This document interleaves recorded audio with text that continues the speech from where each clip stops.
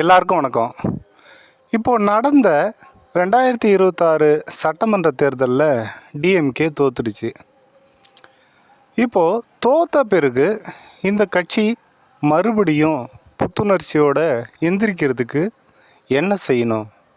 அவங்களுடைய பழைய அந்த பிரச்சார முறையையோ அல்லது கொள்கை பரப்பு முறையையோ ஃபாலோ பண்ணால் வேலைக்கு ஆகுமா அப்படின்னு பார்த்தா, எனக்கு தெரிஞ்ச வரைக்கும் அது ஒரு 30% 30% தான் ஒர்க் அவுட் ஆகும். ஆனால் 100% சரியாக இருக்கணும்னா அதையும் செய்யணும். ரெண்டே ரெண்டு காரியங்களை சிறப்பாக செஞ்சால் மிக தெளிவாக நாம் வர சட்டமன்ற தேர்தலாக இருந்தாலும் சரி, நாடாளுமன்ற தேர்தலாக இருந்தாலும் சரி ஈஸியாக ஜெயிக்கலாம். சரி, என்ன அப்படின்னு பார்த்தோம்னா, ஐடியா, அதாவது முதல் திட்டம் என்னன்னா, திமுக செஞ்ச, அதாவது திமுகவுடைய ஆட்சியில் செஞ்ச எல்லா திட்டங்களையும் மொத்தமாக எடுத்து சின்ன சின்ன ரீல்ஸ் ஆக்கி அது யூடியூப்பில் ஷார்ட்ஸ்லேயோ அல்லது இன்ஸ்டாகிராம்லேயோ ரீல்ஸ்லேயோ தொடர்ந்து அப்லோட் பண்ணிக்கிட்டே இருக்கணும். 1 2ன்னு இல்லாமல் நிறையா ஆட்களை வச்சு, இன்ஃப்ளூயன்சர் வச்சு, அல்லது அந்த டிஎம்கே ஜென்சி மீட்டப் பண்ணாங்க இல்லைங்களா, அவங்கள்ட்ட கொடுத்து இதை தொடர்ந்து பண்ணிக்கிட்டே இருக்கணும்.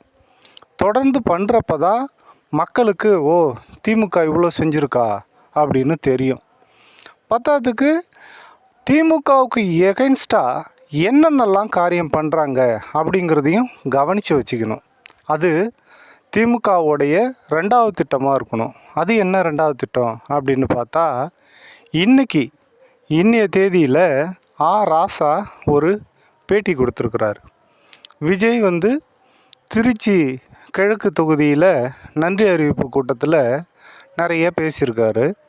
அவர் பேசுனதுக்கு எல்லாத்துக்கும் ஒவ்வொரு வரிக்கும் பதில் கொடுத்துருக்குறாரு.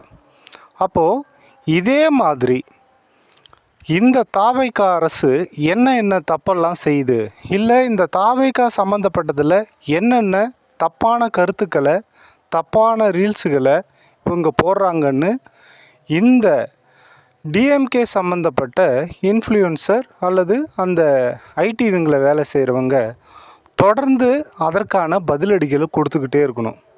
இது தொடர்ந்து ராசாவோ இல்லை RS பாரதியோ இல்லை கட்சியில் உள்ள மேலிட பொறுப்பாளர்களோ தொடர்ந்து பேட்டி கொடுத்துக்கிட்டே இருக்க முடியாது. அவங்களுக்கு கட்சி வேலைகள் இருந்துக்கிட்டே இருக்கும். அப்போ என்ன பண்ணணுன்னா, தினசரி இன்றைக்கி டிவிகேயிலேருந்து இந்த தப்பான தகவல் வந்திருக்கு, இந்த தப்பான தகவலுக்கு இதுதான் உண்மையான தகவல், அவங்க தப்பாக இதை பரப்பியிருக்காங்க, உண்மையான நிலவரம் இது. ஒரு உதாரணத்துக்கு, சமீபத்தில் இந்த 10 நாளுக்குள்ளே அரசு அலுவலர்கள் யாராவது லஞ்சம் வாங்கினாங்கன்னா அதை பிடிச்சி கொடுத்தா 1 லட்சம் பரிசு அப்படின்னு ஒரு வீடியோ, ஒரு ரீல்ஸை சுற்றிக்கிட்டு இருந்தது. ஆனால் அது போய் இதே மாதிரி நிறைய ரீல்ஸு சுற்றிக்கிட்டு இருக்கு.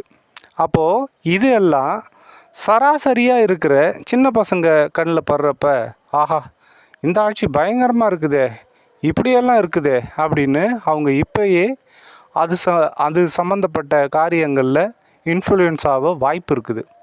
அப்போது அந்த மாதிரி விழுந்து போனவங்களை மறுபடி அதுலேருந்து எழுப்பி அழைச்சிட்டு வர்றது ரொம்ப சிரமமான காரியமாக இருக்கும். அதுக்கு முன்னாடியே ஒரு தப்பான ரீல்ஸ் வருதுன்னா அதுக்கு நம்ம பதிலடி கொடுத்துக்கிட்டே இருந்தால் தான் அந்த தப்பான விஷயம் பரவாமல் இருக்கும். இதை ஏற்கனவே டிஎம்கே கவர்மெண்டில் இருக்கிறப்ப யூடர்ன் அப்படிங்கிற ஒரு சேனல் மூலமாக ஃபேக்ட் செக்கிங் அப்படிங்கிற அந்த முறைப்படி என்னென்ன தப்பான தகவல் வந்ததோ அதில் எதெல்லாம் உண்மையான தகவலாக இருக்கோ, உண்மையான கருத்தாக இருக்கோ, உண்மையான சூழ்நிலையாக இருக்கோ அதையெல்லாம் அதில் வெளிப்படுத்தினாங்க.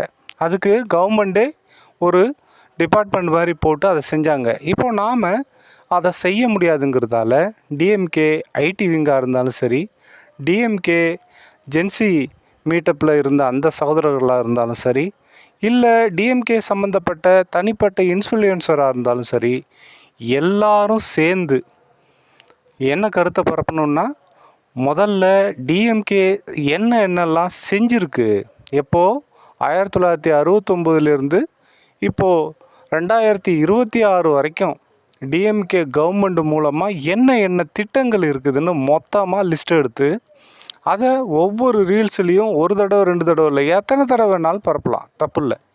ஏன்னா இது நாம் செஞ்ச உண்மையான காரியங்களை மக்கள்கிட்ட கொண்டு போய் சேர்க்குற ஒரு விஷயம், அதை செய்யணும்.